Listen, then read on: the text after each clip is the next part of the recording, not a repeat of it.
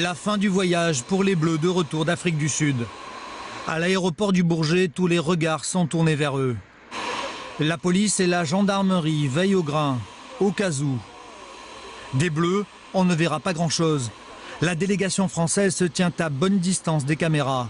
Les joueurs doivent s'engouffrer dans un bus qui les attend. Quelques supporters sont là, une poignée. Faire une grève, ça n'a jamais existé, une équipe.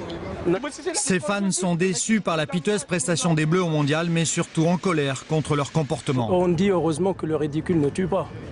Et quand on voit des stars en carton, on peut dire une seule chose, pauvre football français. Ce qui s'est passé, c'est juste pas correct ce qu'ils ont fait. Il faut qu'ils représentent la France. Et là, pour moi, ils n'ont rien représenté. Ils s'entraînent pas, ils s'embrouillent entre eux. Ils l'ont cherché. Je pense que ça a pris un peu trop de place. L'équipe de France, elle représente la France, mais c'est pas elle qui décide par son comportement, par ses résultats de son honneur. Beaucoup de joueurs rentreront directement chez eux en jet privé. Thierry Henry, lui, doit être reçu par le chef de l'État à l'Élysée. Dernier épisode dans le feuilleton des Bleus, Thierry Henry est reçu ce matin à l'Élysée. Si l'on ne connaît pas encore la teneur de la conversation, ce que l'on peut dire, c'est que c'est à la demande du joueur qui a appelé spécialement le président de la République d'Afrique du Sud que s'est improvisé cet entretien.